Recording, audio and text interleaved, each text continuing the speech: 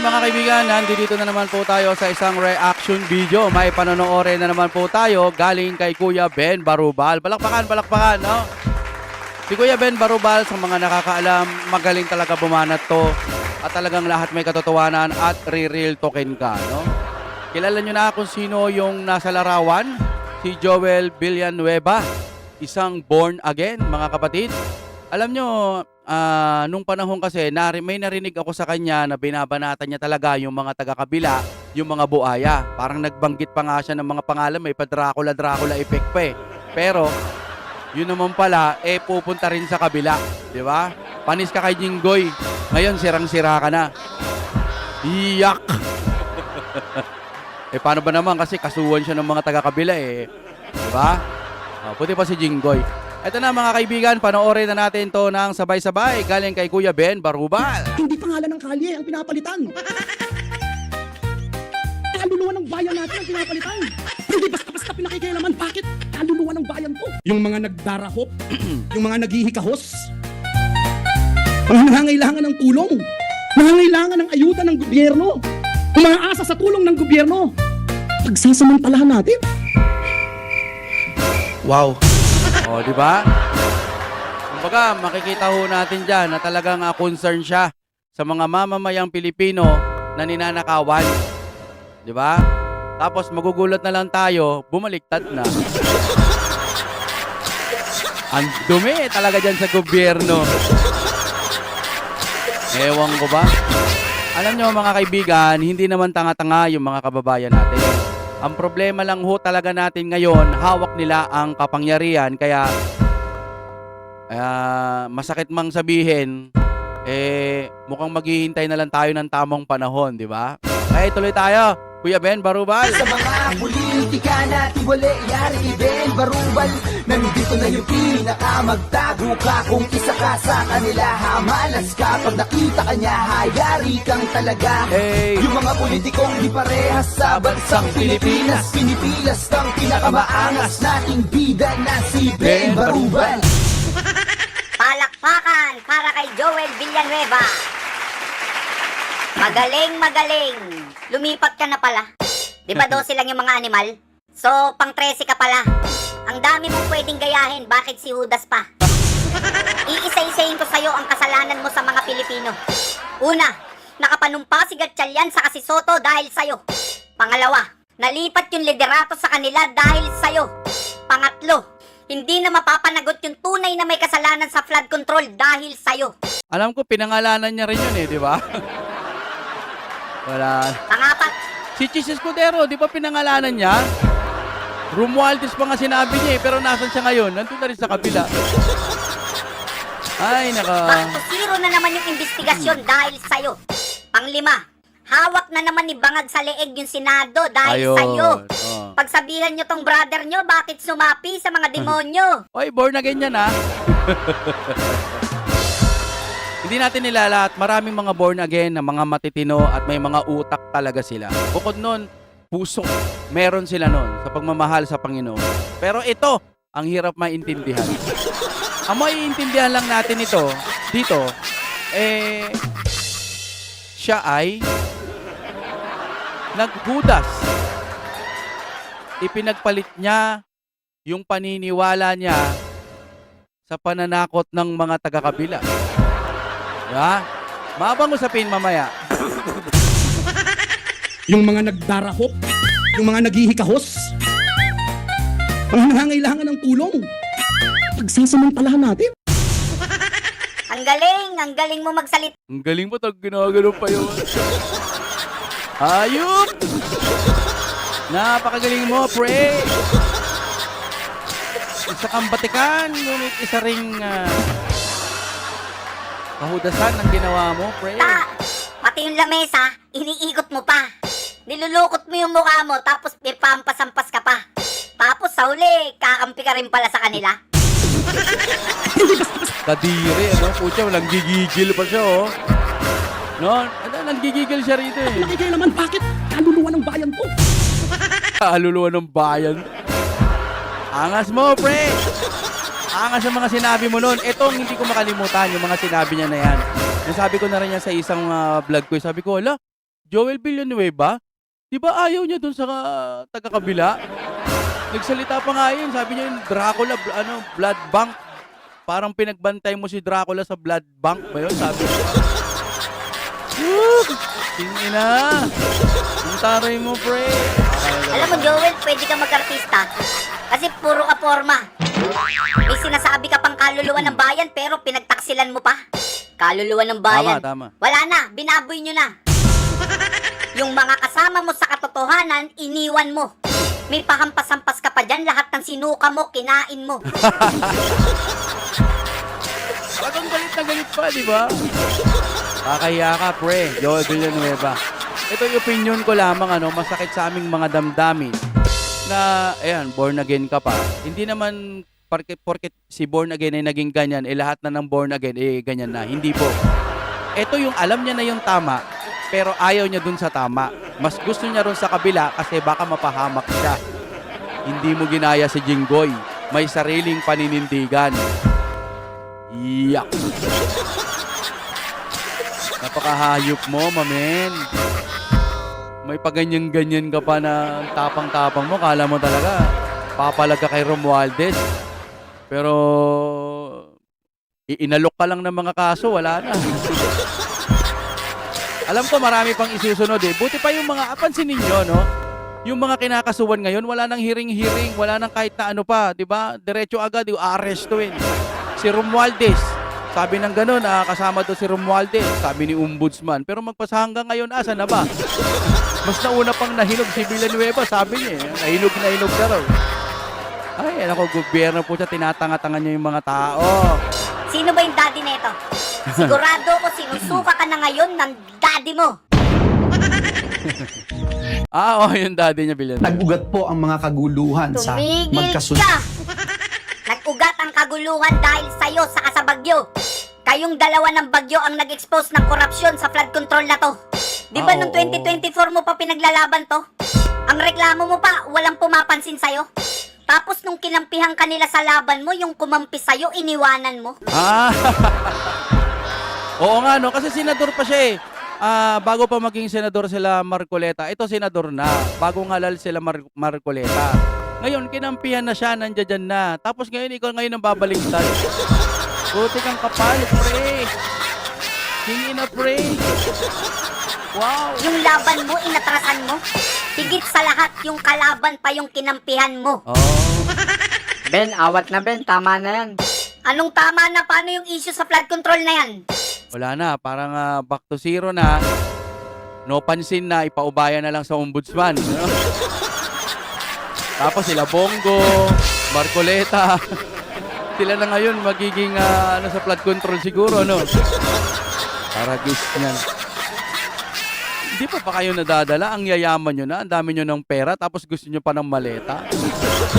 Pa? Sila yung tumanggap ng mali-maleta. Sa tingin mo, iimbestigahan pa nila yan? Maglalagay lang sila ng bagong chairman sa Blue Ribbon, tapos paiikot-ikutin lang din nila yan. Oo, ayun na yun. Dami naman, no? Ito ba to? Baka AI? Hindi, no? Dami pera. Sabi nila, kahit sino naman daw pwede maglagay ng maleta eh. Tapos para masabi, kunwari, yan yung mga pera. Gunggong nga eh. Sabi nga nung gano'n, kung sayote lang ang lamang niyan, kung sayote lang ang laman ng mga maleta na yan, bakit kailangan pa ng mga security? Di ba? Sabihin pa natin, kung damit lang yung mga laman yan, bakit kailangan pa ng mga security? Bakit kailangan pa mga tagabantay? Kasi kakaiba yung laman sa loob. Naalala ko si Soto, ewan ko lang kung sinabi niya yun sabihin na nating tumanggap ako ng pera. Pero hindi pa naman ako senador noon eh. Wala pa rin siya sa politika. Ewan ko lang kung totoo yan disclaimer lang. Pero isipin nyo na, sige, sabihin na natin na wala ka pa sa politika nung panahon na yon si Soto. Pero syempre, magiging advantage yun pag pumasok ka na sa politika. Kasi may utang na loob ka na doon sa nagbigay sa'yo ng maleta, kung totoo man. Diba?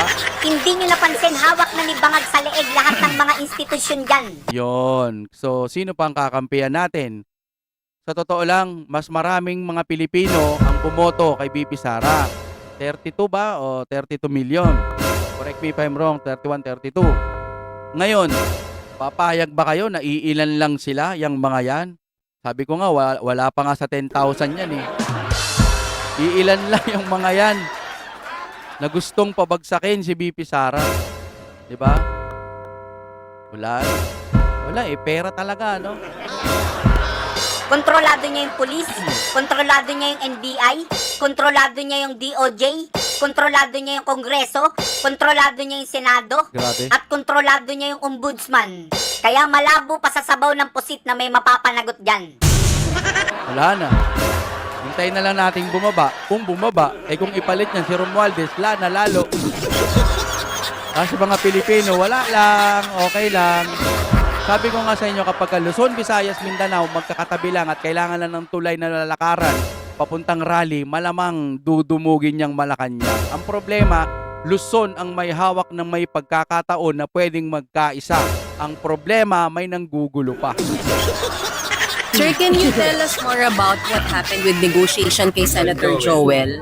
No, Senator Joel, gusto lang po niya magtrabaho. Hingin ng plastic. Hingin na ang plastic, mamin. Sinungaling! Isa ka sa nagsulsol kay Joel. Sinira mo yung political career ni Joel. Binaboy niyo yung buong pagkatao ni Joel. Tama mo si Cheese. Nilason niyo yung isip niya, hindi na kayo naawa, Joel. Choice mo yan. Kaya tanggapin mo kung anong magiging consequences niyan, Joel. Akala mo siguro safe ka na? Akala mo siguro ligtas ka na? Hoy Joel, wag ka muna magsaya. Pinatunayan mo lang sa taong bayan na guilty ka. Oo nga, no? Diba? Oo. Tama. Kasi kung wala talaga kayong kasalanan, kung talagang hindi kayo nagnanakaw, eh bakit kayo aanip dyan? Diba? O, Jesus Cordero, kung wala kang kasalanan, eh ba't ka aanip dyan? Natakot ka lang? Sinayang mo yung pagkakataon. Di bali nang makulong ka, makita ng mga taong bayan na wala kang kasalanan. At least malinis po ang konsensya mo. Eh siguro lang, aking opinion lang, siguro may mga dungis din kayo, kaya kinakailangan yung lumipat sa kabila. Yan ang opinion ko lamang. Alam mo Joel, wala kang pinagkaiba kay Cheese Escudero. Hindi ko alam kung natakot, tinakot, basta parehong-pareho kayo. Lahat ng sinuka nyo, kinain nyo. Baka may iba pang ano dyan, mga iba pang senador dyan, ha? Ikaw Cheese, natatandaan mo pa ba yung mga pinagsasabi mo rito? Oo, Romualdez. Isang tao lamang, Ginoong Pangulo, ang nasa likod ng script at sarswelang ito. Siya ang dahilan ng kaguluhan, pagkakaaway-away, pagkakawatak-watak na ngayon yumayanig sa ating bayan, maprotektahan lamang ang sarili niya. Ang pangalan niya ay matagal nang bulong-bulungan sa bawat sulok ng bansa. Oh. Pero ngayon, unti-unti nang sinisigaw ng taong bayan. Ang kapal ng mukha, no? Pasalita-salita siya ng ganyan, tas babaligtad din pala. Grabe kakapal ng mga mukha ng mga to.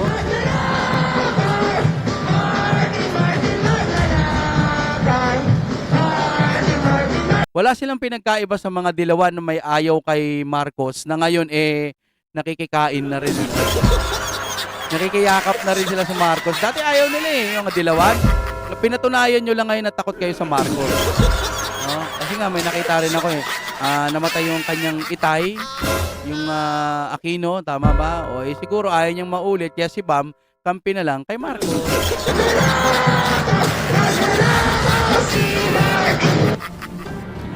Pero Ginoong Pangulo, minamahal kong kasamahan, bakit tila sa Kamara, dito mismo sa Senado at sa ilang media ay hindi pa din nila kayang sambitin ang pangalan niya?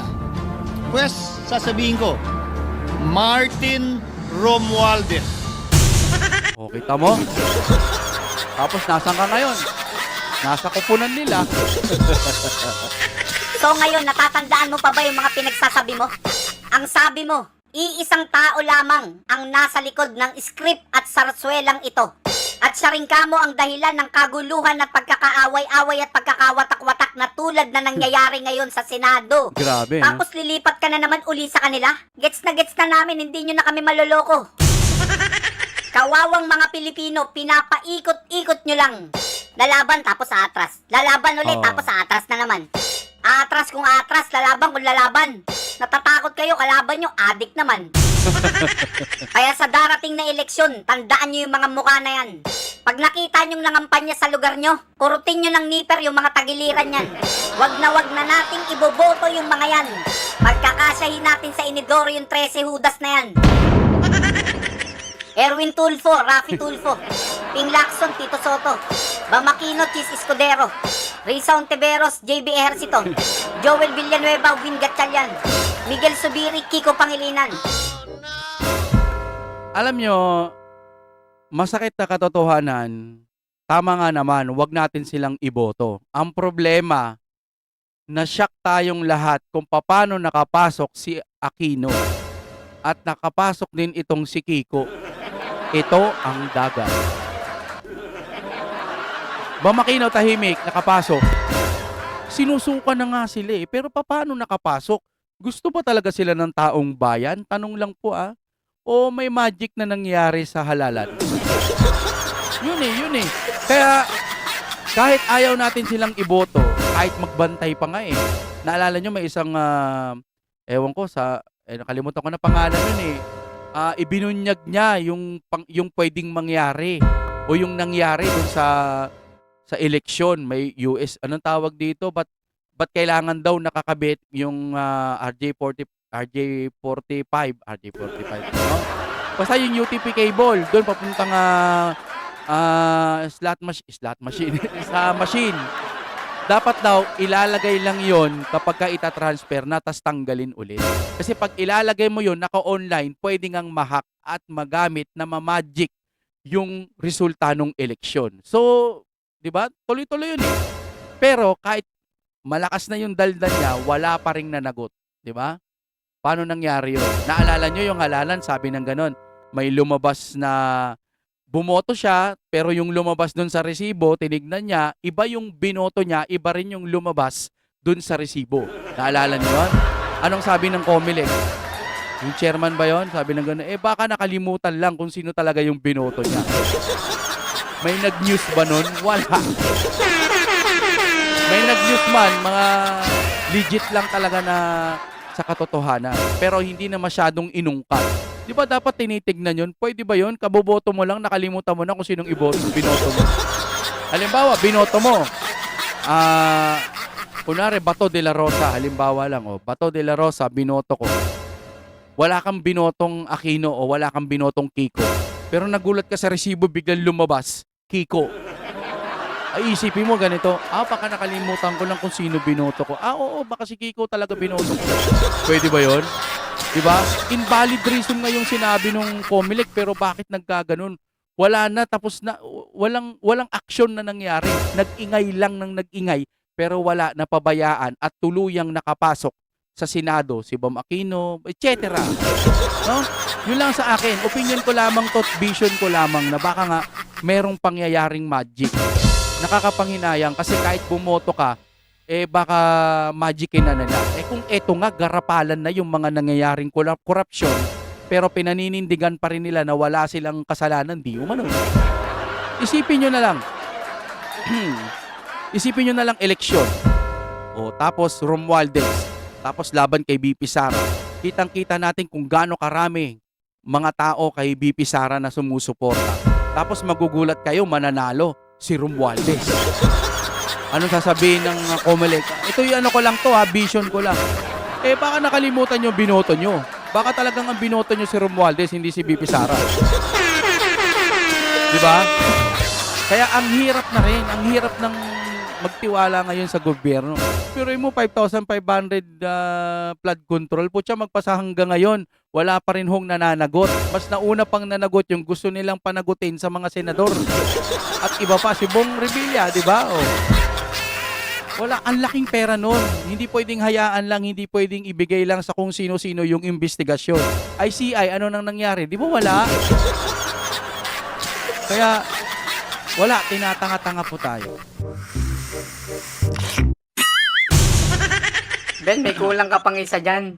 Sino? Si Lito Lapid, Ben, nakalimutan mo isa. Oo. Hindi man nagsasalita yan. Nagsalita man pero parang walang walang laman talaga, napakasabaw. ano rin yan, swak din yan dyan. Kasi, para siyang walang pakialam sa bayan eh. Oo, nakaupo ka dyan.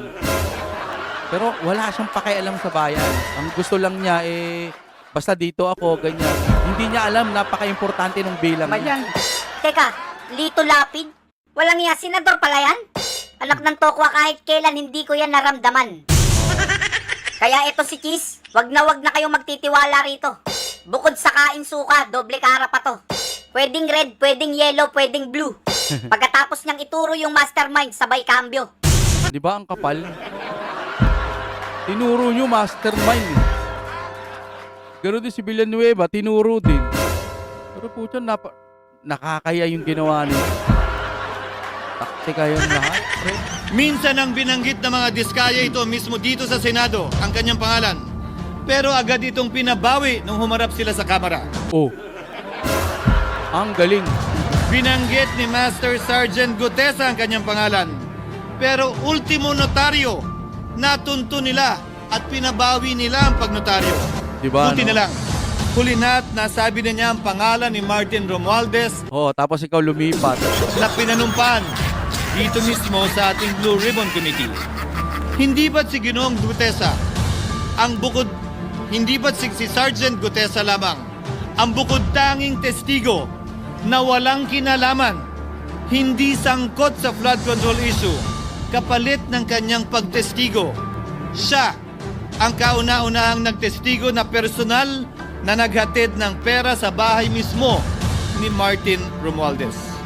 Ang salaysay niya, Ginoong Pangulo, ay kumpirmasyon ng matagal nang isinisiwalat ni Congressman Chanco at Mayor Magalong kung sino ang ulo sa paglilimas sa kaban ng bayan na ating naririnig na rin.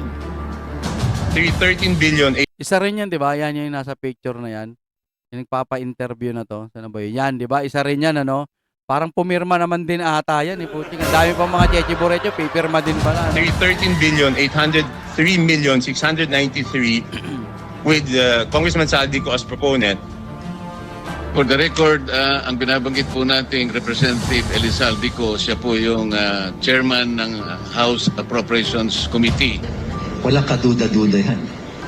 Ito nga, hirap na hirap silang banggitin pa yung isa sa mga mastermind nila dyan, si Saldico. Hirap na hirap pa silang banggitin. May isa pang Oo, sinabi rin pala niya yan. Sino mga ulit to? Si Baguio City Mayor Magalong. mas mataas sa kanya. Hindi naman gagalaw yun kung walang... Siyempre, hindi naman gagalaw yun kung walang pahintulot yung mas mataas sa kanya. She's the House Speaker. Martin Romualdez. Martin Romualdez, Martin Romualdez. Martin Romualdez. Speaker Romualdez. Speaker Romualdez. Oh, ang dami nang sinasabi nila. Puro Romualdez. Putya, ay huliin si Romualdez. Sinabi si Romualdez, kakasuhan daw. Pero ano nangyari? Magpasangga yun. Nauna pa si Jinggoy. Romualdez. How can I be the mastermind? How can I be the mastermind? Yeah. How can I be the mastermind? How can I be the mastermind? Yo, parang tinuro niya si ano no. Hindi naman niya saktong sinabing BBM, pero sino bang may hawak nung ahensya na yun? Parang okay na mga kapatid. Ganda na yan. Okay. Maraming salamat po sa inyong panonood. Siyempre, pag-trip nyo na katulad ng ganito na may reaction video, huwag nyo pong kalimutan, mag-like at mag-subscribe. Si Kuya Ben Barubal, bumalik na po yan. Nasa description, panoorin nyo po. At sana, Kuya Ben Barubal, kung naririnig mo ako, huwag ka nang tumigil. Tumigil ka, tinawag nangyari sa channel ko. Hindi, nasira kasi dahil nagpalit ako ng pangalan 2 beses, kaya nasira yung algorithm ho natin. Sana manood pa rin po kayo sa atin. Okay, palike po ng ating video, napaka-importante. Mag-comment kayo dyan. Duterte Pari. Alright, maraming salamat sa inyo panonood. Alright.